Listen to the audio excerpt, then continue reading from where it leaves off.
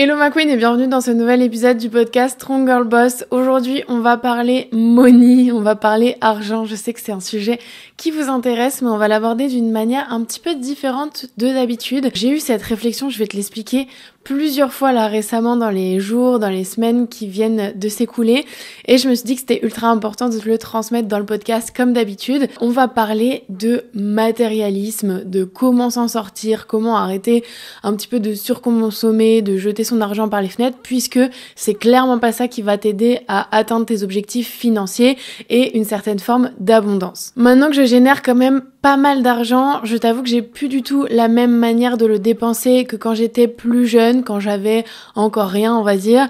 Et j'ai eu aussi un shift dans mon mindset, dans mon comportement qui a fait que j'ai pu arriver à ce niveau-là de business, de génération d'argent. Mais bref, tu l'auras compris. Et je vais donner du coup les conseils qui moi m'ont permis de sortir de ce matérialisme à outrance, cette surconsommation, pour atteindre aujourd'hui une forme d'abondance financière certes, mais aussi dans ma vie et être beaucoup plus épanouie que la Mathilde d'avant. Le titre de cet épisode est apparu un peu comme une évidence quand j'ai discuté avec une de mes copines qui a une situation financière un petit peu instable aujourd'hui, qui est pas du tout catastrophique. Attention, je parle pas de situation extrême dans cet épisode, je parle vraiment des gens qui pensent qu'ils ont pas d'argent, qui galèrent alors qu'ils ont quand même de l'argent de côté, ils ont quand même potentiellement un salaire tous les mois. Bref, des fois on se dit qu'on est dans la galère juste parce qu'en fait on dépense mal notre argent, mais si t'as une rentrée d'argent assez constante, si t'as de l'argent de côté, sache que déjà tu peux tout à fait changer ton comportement dès maintenant pour avoir une vie qui te correspond beaucoup plus. Du coup, avec cette copine, on a discuté de ça parce qu'en fait, elle hésitait à partir à Bali parce que forcément, elle a eu des dépenses et une situation un petit peu instable sur les derniers mois en termes financiers. Et en fait, on s'est dit, pareil, on voudrait peut-être potentiellement aller à Paris, faire une soirée techno, je te dis tout dans cet épisode. Et forcément, il y a des frais. Donc à chaque fois, on se dit, l'argent reviendra, les souvenirs, non. Et quand je lui ai dit ça, elle m'a dit clairement, en ce moment, c'est ce que je me dis tous les jours. Donc évidemment, il faudra pas prendre cet épisode comme un extrême et évidemment, je ne te recommande pas de jeter l'argent par les fenêtres et de te dire un peu one life, de toute façon, l'argent reviendra à chaque décision que tu prends. Mais je te garantis que te mettre dans cette énergie, ça peut clairement changer ta manière de voir les choses et ton niveau de bonheur et ton niveau aussi de rentrée d'argent. Je vais t'expliquer tout ça dans cet épisode. Pour t'expliquer un petit peu avant de rentrer dans le vif du sujet, cette phrase « l'argent reviendra, les souvenirs non », c'est une phrase qu'on voit de plus en plus sur les réseaux sociaux. Enfin voilà, c'est beaucoup répété dans les TikTok, les réels inspirationnels de voyage, etc. Mais qu'est-ce que ça veut dire au fond ? Ça veut dire clairement que l'argent est une ressource qui est quand même renouvelable. Comme je te le répète, notamment dans les épisodes de podcast où je parle du money mindset, je t'invite à les écouter si c'est pas déjà fait après cet épisode. Je te dis qu'en fait, l'argent, c'est une ressource qui est renouvelable. C'est une ressource qui est partout autour de nous. Il y en a de manière presque illimité, attention, sur cette terre et tu as le droit d'en avoir autant que quelqu'un d'autre, voire plus, voire moins, enfin bref, on s'en fout, on n'est pas là pour comparer, mais ce que je veux dire, c'est vraiment une ressource renouvelable et il y a une forme d'abondance financière à laquelle toi aussi tu as droit et tu as accès, peu importe où tu en es actuellement. Alors que le temps et les souvenirs, ce sont des choses qui ne sont pas renouvelables, qui ne sont pas illimitées. Notre temps sur cette planète, je suis désolée de le rappeler, n'est pas illimité. On sait pas ce qui peut se passer demain, on sait pas ce qui peut arriver à nos proches, etc. Je te le répète assez dans les derniers épisodes de podcast, ça a été vraiment un peu ma révélation de l'année parce que malheureusement, dans ma famille, j'ai des personnes qui sont très très proches qui ont eu des problèmes de santé et en fait, tu te rends compte et tu te rappelles à quel point la vie tient qu'à un fil. C'est horrible de le dire, mais il faut s'en rappeler et se dire que du coup, c'est une chance d'être là aujourd'hui et qu'à un moment, on va pas s'empêcher de vivre pour soi-disant dans 5 ans ou dans 40 ans, la retraite. Ça, pour moi, c'est un concept qui est totalement plus adapté à notre génération, à notre société, de commencer à parler de retraite quand t'as 20 ans. Évidemment, il faut être prévoyant sur certaines choses, mais à un moment donné, si tu passes ta vie comme nos parents ou nos grands-parents à travailler pour arriver à la retraite, pour qu'en fait, quand t'arrives à tes 60 ans, si t'as eu de la chance de pas l'avoir avant, il t'arrive une maladie, une connerie, ou en fait fait tu peux même pas profiter de ce pourquoi t'as travaillé pendant 40 ans. À un moment je considère qu'on n'est plus là pour ça et que notre génération peut quand même kiffer dès maintenant, dès à présent, à l'échelle possible en fonction de là où t'en es et de l'argent que tu as. Bref, l'argent est renouvelable, les souvenirs et le temps, non. C'est une ressource qui n'est pas illimitée. Pour les personnes qui me regardent sur YouTube ou à travers Spotify, si vous mettez la vidéo, vous allez voir, là ça y est, on arrive en hiver. Et il y a des changements de luminosité dans la vidéo, c'est la catastrophe. Des fois, on dirait que je suis dans le noir. Mais bref, c'est assez marrant de se dire que voilà, ça y est. Visuellement, on voit très bien que l'été est terminé. Et du coup, on va passer notre hiver un petit peu ensemble dans le noir, avec des fois un petit peu de lumière du jour, mais beaucoup plus souvent, pas de lumière du tout. Bref, rentrons dans le vif du sujet. Je vais te parler des 3 personnalités que j'ai pu avoir en termes financiers et de comment je suis passée d'une personnalité à l'autre, qu'est-ce que ça m'a apporté, quels sont les conseils qui m'ont aidée. Et la première personnalité, c'est celle où j'avais un mindset de pauvre. Clairement, j'agissais comme quelqu'un de pauvre. J'aime bien utiliser cette expression parce qu'elle est assez cash, mais elle est assez vraie. Et attention, je dis pas, on parle de mindset de pauvre, ça veut pas dire encore une fois que t'es vraiment pauvre. C'est juste que tu agis et tu penses comme quelqu'un qui le serait, alors que peut-être t'as de l'argent de côté, encore une fois, t'as peut-être un bon salaire, mais comme tu penses comme un pauvre, tu n'évolues pas financièrement et t'es peut-être super, en général, cette période de ta vie, si t'arrives pas à en sortir, t'es tout le temps aigri, t'es tout le temps dans le manque, t'es tout le temps à te plaindre, enfin voilà. Il faut bien se dire que notre vision et notre relation à l'argent et aux objets et à cette histoire de matérialisme, etc., c'est vraiment quelque chose qui va conditionner tout le reste de notre vie, notre énergie, vraiment notre relation aussi aux autres, enfin voilà, plein de choses qui vont faire qu'en fait ça va te plomber totalement, donc c'est quelque chose qui est à prendre très au sérieux. Donc moi j'étais clairement, quand j'étais plus jeune, dans l'achat compulsif, dans la démonstration, dans ma valeur est associée à ce que je possède, et donc si je possède rien, ça veut dire que je suis nulle, et si je possède plein de choses, ça voudrait dire aux yeux des autres que je suis quelqu'un de bien, mais malheureusement au fond de moi je suis tout le temps mal, je veux tout le temps plus, je suis jamais satisfait. C'est un peu l'éternel insatisfait par rapport à l'argent et aux objets que tu possèdes, alors que t'as déjà pas de thunes ou peu de thunes, et du coup t'en as encore moins à la fin du mois, parce que tu dépenses tout le temps, parce que ça te permet de te sentir bien sur le moment, puis en fait tu te rends compte que 2 jours après, t'es pas forcément mieux, et t'as déjà envie de quelque chose d'autre. Et c'est un petit peu le hamster dans la roue, c'est une course sans fin, c'est une course effrénée qui va t'épuiser, qui va épuiser les gens autour de toi, et qui va encore, comme je te le disais, te mettre dans une énergie et un mindset de pauvre. Tu agis comme un pauvre qui n'a pas d'argent, mais le dépense dans des trucs qui n'ont pas vraiment de valeur et pas de sens, mais qui par contre sur les trucs qui ont du sens, qui auraient de la valeur, sont là à compter leurs euros. Moi je le vois dans les gens autour de moi, à des moments je me dis putain mais les gens se plaignent de pas voyager, de pas faire ci, de pas pouvoir être heureux, alors qu'ils dépensent leur argent dans des choses totalement futiles, dans des choses dont ils n'ont pas besoin.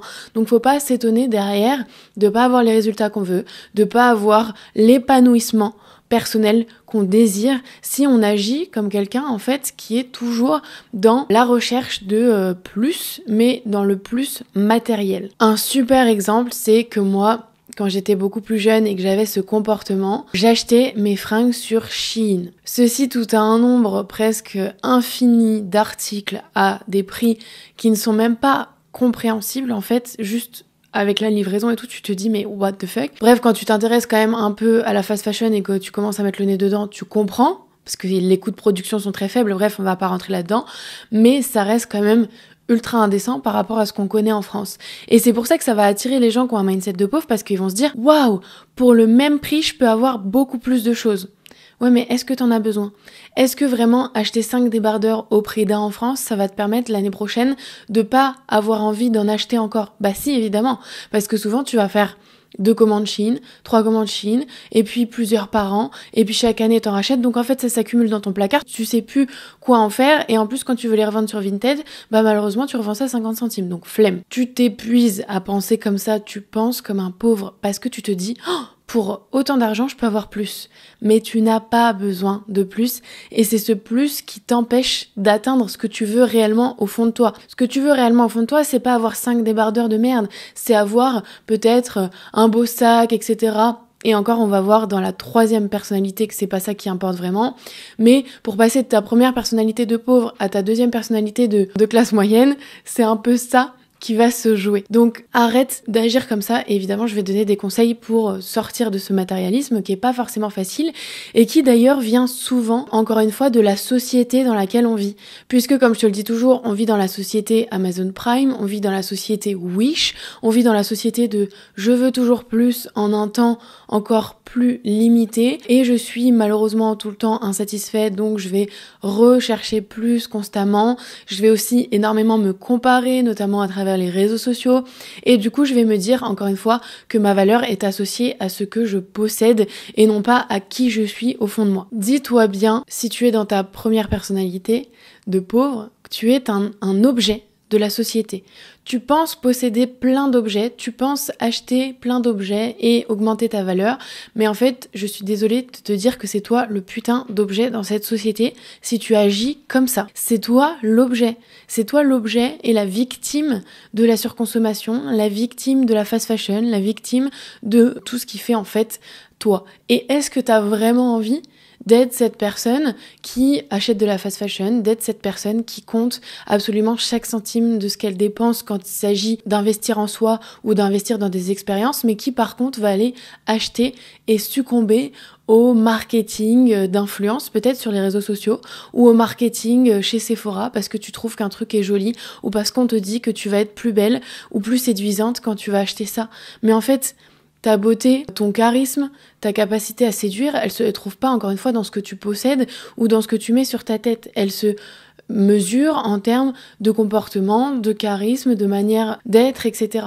Et je te garantis que quand tu atteindras ta deuxième et ta troisième personnalité, eh bien, tu ne penseras plus de la même manière et à partir de la troisième personnalité, tu pourras tout à fait t'acheter ces trucs que tu désires aujourd'hui mais que t'as pas les moyens de t'acheter et qui ne sont pas nécessaires pour passer à l'étape supérieure. Et quand tu auras l'argent, évidemment, tu pourras t'acheter ce que tu veux, mais tu vas le voir qu'en fait, c'est pas réellement ce que tu feras. J'ai 4 conseils à te partager qui, moi, m'ont énormément aidé pour me détacher du matérialisme. D'ailleurs, j'ai oublié de te dire, il y a une histoire de société, mais il y a aussi une histoire, comme d'habitude, de bagage un peu intergénérationnel, de comment tes parents se comportaient avec l'argent et donc comment toi tu te comportes. Moi, je sais pertinemment d'où vient le fait que je dépensais énormément d'argent dans des habits, dans des chaussures, dans des bijoux, parce que, encore une fois, tu n'es pas avec l'idée que ta valeur dépend de ce que tu possèdes. C'est forcément quelqu'un qui te l'a transmis. Donc n'oublie pas aussi de faire toujours ce travail de recherche, de source, de pourquoi j'agis ainsi. Et si quelqu'un de mes proches, de ma famille, mon père, ma mère, peu importe, agit comme ça avec l'argent, je ne suis plus obligée, moi, d'agir. Maintenant, je suis majeure, je suis vaccinée, je fais ce que je veux de mon argent et surtout, je fais ce que je veux de mon mindset et je le change. Si ça ne me convient pas, je change et j'évolue. Et peu importe la personne qui m'a transmis ça, si elle n'a pas évolué, c'est pas mon problème. Moi, je décide de changer, je décide d'évoluer. Premier conseil, le plus basique, c'est de t'imposer un délai entre l'envie et l'achat. Ce n'est pas parce que tu as envie de quelque chose aujourd'hui à telle heure, parce que tu as vu telle vidéo ou parce que t'es passé dans tel magasin, que tu dois l'acheter immédiatement. Le premier conseil pour te détacher de l'achat impulsif, c'est de créer un délai entre ce moment où l'envie se crée en toi et le moment où tu vas acheter, parce qu'en fait tu vas voir que la plupart du temps l'envie va diminuer quelques jours après, ce qui montrera encore une fois que tu n'as pas besoin de la plupart des choses que tu veux et que tu désires. Donc impose-toi le fait de te dire ok, peut-être que j'ai envie de m'acheter ce nouveau mascara qui promet d'avoir des cils ultra longs et de ressembler à Kylie Jenner. Mais est-ce que dans une semaine, j'y penserai encore sans voir d'autres vidéos, sans me faire influencer par le marketing? Est-ce que profondément, j'ai envie de cette chose? Et en fait, tu vas voir que au fur et à mesure que tes journées passent, tu vas toujours te maquiller avec ton mascara que tu utilises depuis longtemps et tu vas peut-être pas repenser directement à ça. Et donc, là, je donne un exemple d'un mascara. C'est encore pas un exemple de ouf parce que ça coûte 10 balles, certains... Bon, évidemment, c'est un mascara à 80 balles, on n'en parle pas. Mais si c'est un mascara à 10 balles, encore une fois, peut-être que il n'y a pas autant d'enjeux. Mais parlons peut-être d'un sac de luxe, parce que t'as vu que telle personne s'achetait un sac de luxe. Moi, ça m'est arrivé, dans ma deuxième personnalité d'ailleurs, je t'en parlerai après, de me dire, bah maintenant que je gagne de l'argent, il faut que je le prouve, il faut que je le montre. Tu vois, parce que tu te dis, les gens qui ont un sac Louis Vuitton ou les gens qui ont une belle voiture, une grosse voiture, c'est des gens qui gagnent de l'argent. Non. Encore une fois, la plupart du temps, les gens qui ont un sac Louis Vuitton ou les gens qui ont une grosse voiture, c'est des gens qui gagnent moyennement leur vie et qui veulent prouver aux autres qu'ils ont plus d'argent qu'eux.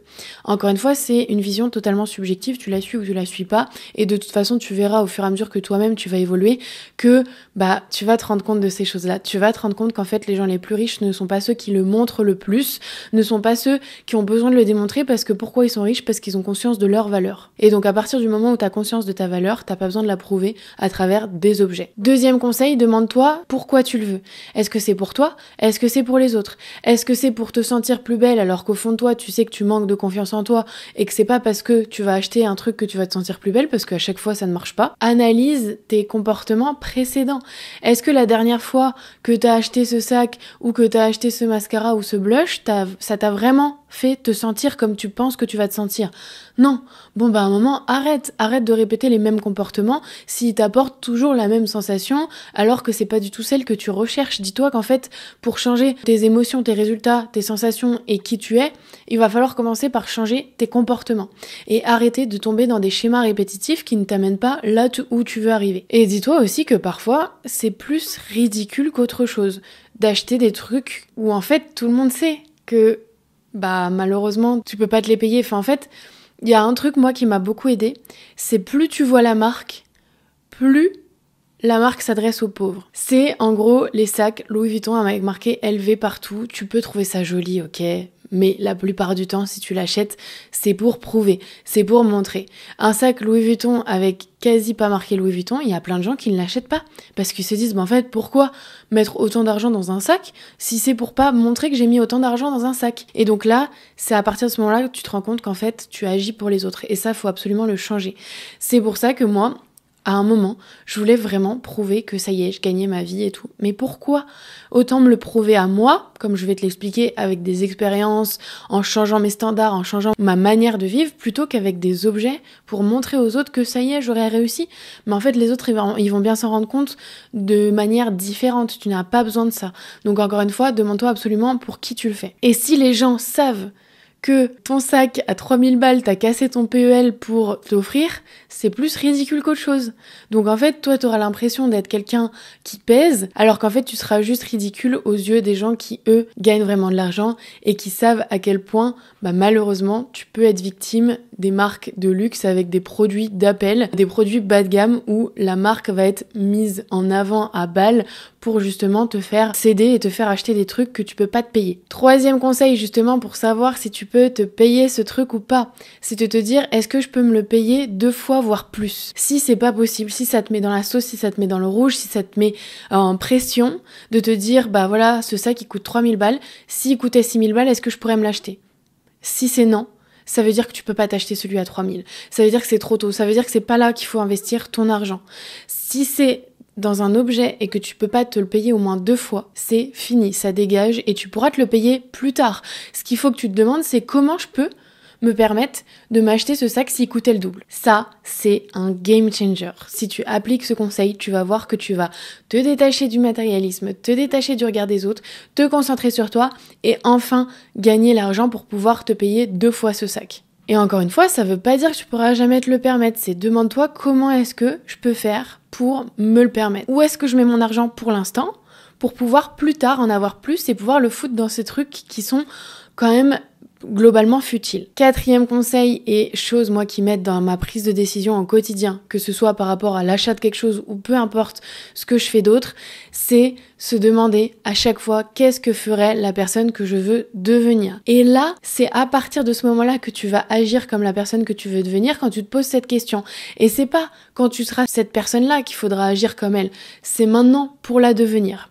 Et donc, cette personne, par exemple, moi, est-ce que la personne que je voulais devenir, elle achèterait des fringues sur Shein, a pu savoir quoi en foutre juste parce que c'est pas cher?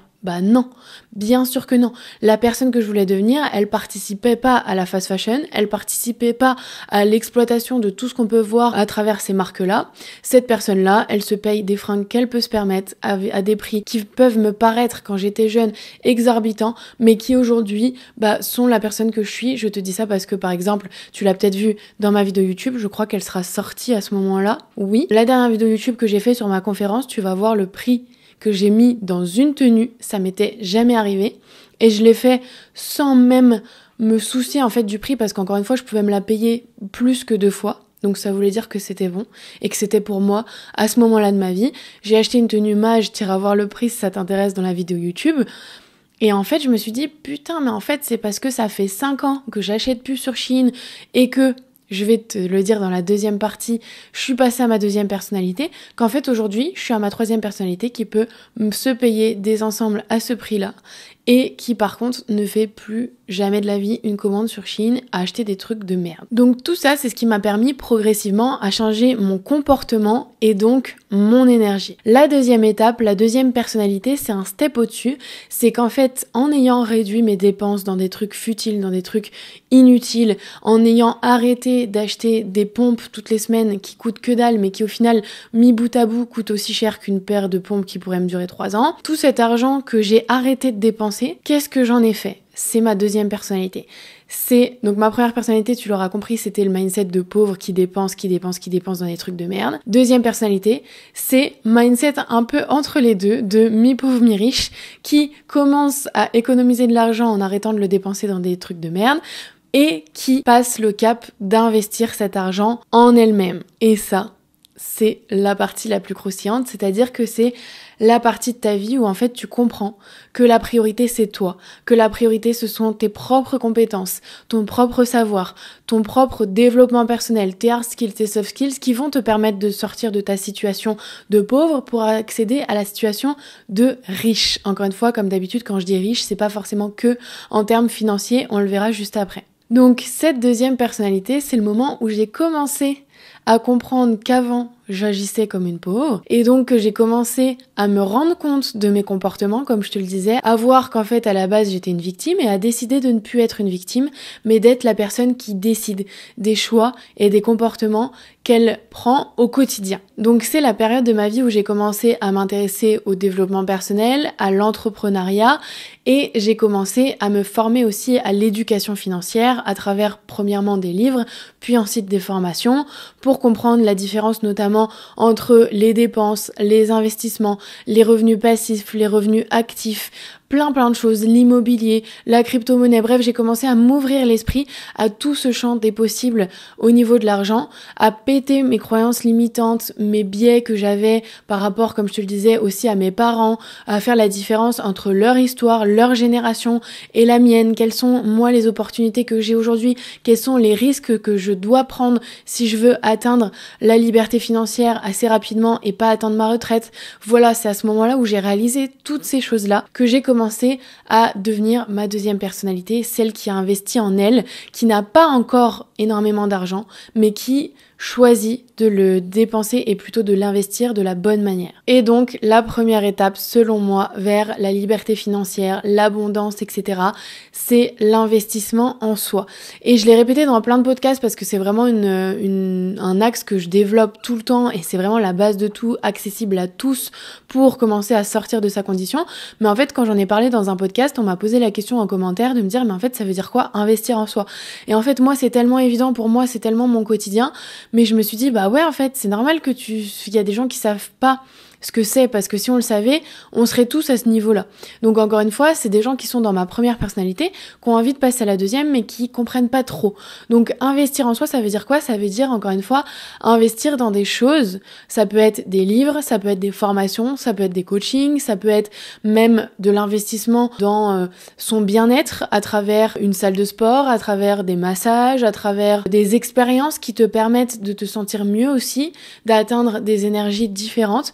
Donc encore une fois, par exemple, investir en soi, ça peut être aussi acheter un Starbucks. Ça reste un objet, ça reste un petit peu du matériel, mais si tu achètes un Starbucks, comme je te le disais dans un autre épisode, et que ça te permet d'incarner ton énergie de girl boss, de te mettre dans le café et de travailler sur tes objectifs, de manifester, de regarder des vidéos inspirantes, bah du coup, cette dépense-là, tu peux la mettre dans les investissements. Attention, il faut pas aller dans les extrêmes et te dire à chaque fois, oui, mais si j'achète ces chaussures-là, je me sentirais comme ça. n'abuse pas. Des chaussures à 30 balles, tu te sentiras pas mieux et plus riche. Donc attention, fais bien la différence entre ce genre de choses. Mais voilà, l'investissement en soi, ça peut être aussi bateau que ça au départ. Ça peut être encore une fois un livre de développement personnel, un livre sur l'éducation financière, un livre sur l'histoire de quelqu'un qui a réussi, une autobiographie inspirante. Enfin voilà, investir en soi, ça passe par plein de choses.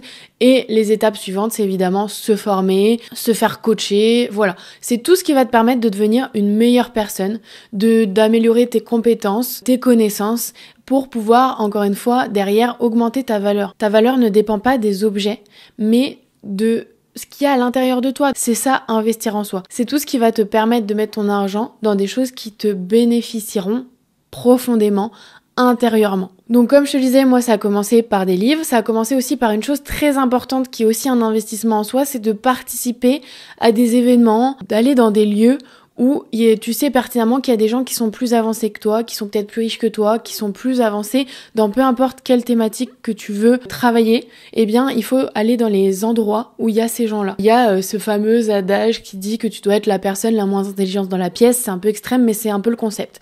De te dire et de te confronter à des gens que t'as pas l'habitude de côtoyer, c'est ça qui va te permettre de sortir de ta condition, de sortir de ta situation. Moi c'est quand je suis allée très jeune à Paris pour la première fois que j'ai commencé à aller dans des événements d'entrepreneuriat. C'était du MLM à l'époque, on en pense qu'on en veut, mais ça permet aussi de voir des choses différentes. Et donc j'ai vu des mecs ultra jeunes qui faisaient des milliers d'euros par mois, et ce qui me paraissait à l'époque inenvisageable parce que j'avais juste dans mon entourage des gens qui étaient salariés. Donc j'avais pas encore connaissance de ce qui était possible. Donc il faut vraiment que tu sors de ta zone de confort, que tu ailles te confronter à des visions du monde et de la vie qui sont différentes de la tienne pour pouvoir t'enrichir de ça et déterminer ce que tu as envie de faire profondément et pas juste ce qu'on t'a appris à faire depuis que t'es né. Donc c'est ce qui m'a permis de créer à une époque mon premier business, de générer mes premiers euros et donc de passer ces steps petit à petit. Et aujourd'hui, tu le sais, j'investis énormément en moi à travers des masterminds, des mentors, des coachs, des formations. Donc c'est plus du tout un sujet pour moi. Encore une fois, au début, ça va être difficile pour toi et plus tu vas le faire, plus la difficulté va être petite et ça va devenir facile pour toi d'investir en toi. C'est comme tout, si t'as pas l'habitude de le faire, c'est normal qu'au début ce soit un peu challengeant, mais plus tu vas le faire, plus tu vas monter en compétence, plus ça va devenir facile pour toi et plus tu vas te rapprocher de cette histoire d'abondance financière. Ce qui nous fait arriver à ma troisième personnalité autour de cette histoire d'argent, c'est celle que je suis aujourd'hui et il y aura sûrement des personnalités suivantes que je te repartagerai au fur et à mesure que j'évoluerai dans des prochains épisodes, mais pour l'instant je suis à ma troisième personnalité, celle qui vit quand même dans une certaine forme d'abondance financière, même si je suis pas millionnaire, milliardaire, on peut toujours être plus, on peut toujours avoir plus, mais moi aujourd'hui je me dis que je vis quand même dans l'abondance financière parce que je me pose plus de questions de l'argent. Quand je veux faire quelque chose, je lâche la thune et je m'en fous parce que je sais que l'argent ça revient. Je sais que l'argent est une énergie et encore une fois je sais que les souvenirs ne reviendront pas. J'aurai plus jamais l'âge que j'ai actuellement, j'aurai plus jamais le temps que j'ai actuellement. Donc vraiment c'est ma nouvelle vision des choses et ça correspond exactement à cette phrase: l'argent reviendra, les souvenirs non. Et c'est ça que je voulais vraiment transmettre dans cet épisode parce que je sais que la plupart des gens qui m'écoutent ne sont pas à mon niveau encore d'argent, de rémunération, etc. C'est qu'en fait il faut que tu réalises dès aujourd'hui, peu importe dans quelle personnalité tu es, que tu as l'impression que quand tu seras riche, tu pourras t'acheter tout ce que tu veux aujourd'hui. Mais en fait, quand tu seras riche, tu n'auras plus envie de tout ce que tu as envie aujourd'hui. Parce que si tu as envie de toutes ces choses futiles, de tous ces objets, c'est parce que justement t'es pauvre. C'est horrible à dire, mais il fallait que je te le dise. À partir du moment où tu commences à avoir de l'argent, tu n'as plus les mêmes envies parce qu'en fait, les objets deviennent futiles. Ce que je voulais te transmettre aujourd'hui, c'est que pour moi, l'inverse du matérialisme, ce n'est pas le minimalisme. Je vais pas te mentir en te disant que je vis avec ma et mon couteau, pardon pour l'expression. On est d'accord que je me fais plaisir, que je m'achète aussi des objets et des fringues de temps en temps et des belles chaussures et des machins. Je te l'ai dit, j'ai acheté un nouvel ensemble, j'ai acheté des bottes, ça fait la deuxième paire de bottes en 2 semaines que j'achète à 200 balles. C'est pas des caprices parce que je sais que c'est des choses qui me dureront sur les prochaines années et que je pouvais pas m'acheter avant donc je les ai pas encore. Donc une fois maintenant que je les ai, ça veut pas dire que l'année prochaine je vais me racheter 2 fois des bottes à 200 balles. À un moment, le but c'est pas de retomber dans cette surconsommation, on est d'accord. C'est pas de laisser tomber maintenant que j'ai de l'argent toutes mes valeurs et tous mes principes que j'ai accumulés lors des dernières années. Donc ce que je voulais te dire, c'est que au contraire, les personnes qui ont de l'argent se détachent. Donc l'inverse du matérialisme pour moi aujourd'hui, c'est le détachement. C'est qu'en fait, tu sais qu'il y a une abondance d'objets. Tu sais qu'il y a une abondance de choses dont tu peux avoir envie. Tu sais qu'en fait, autour de toi, tout n'est qu'abondance et que, encore une fois, ta valeur n'est pas déterminée par ce que tu possèdes, mais par qui tu es. Et donc, en fait, tu vas voir toutes ces opportunités, tu vas voir toutes ces choses que tu as envie d'acheter parce que le comportement humain est le même, peu importe ton niveau d'argent. Mais par contre, tu auras assez de recul, assez d'expérience pour te dire, mais en fait, ça, j'en ai pas besoin. Ça, c'est mon argent, je préfère et je décide de le mettre dans d'autres choses. Et donc moi aujourd'hui, ma troisième personnalité, c'est celle qui ne met plus autant d'argent ou qui n'achèterait pas un sac de luxe alors que je peux me le permettre, en tout cas pas pour l'instant, je dis pas que j'en aurai jamais, mais pour l'instant, à mon niveau d'argent, de business et d'expérience, je ne souhaite pas m'acheter un sac de luxe, mais plutôt me payer un vol en business pour aller à Tokyo.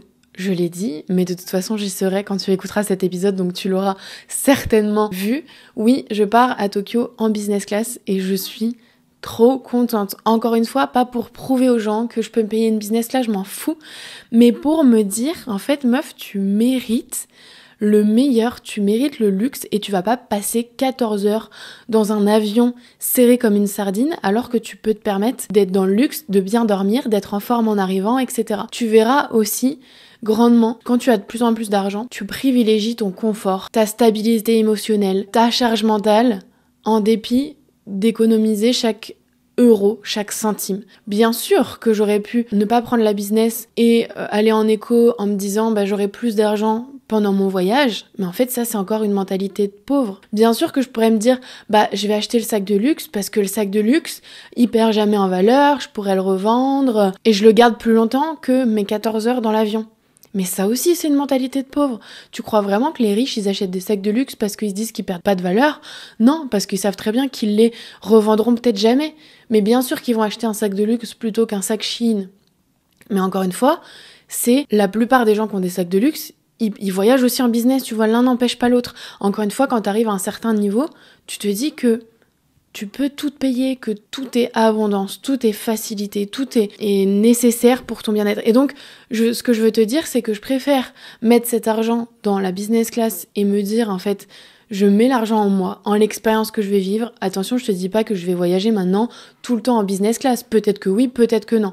Je vais voir ce que ça me procure, je vais voir si l'expérience en vaut la chandelle et je te partagerai ça d'ailleurs dans un vlog sur YouTube.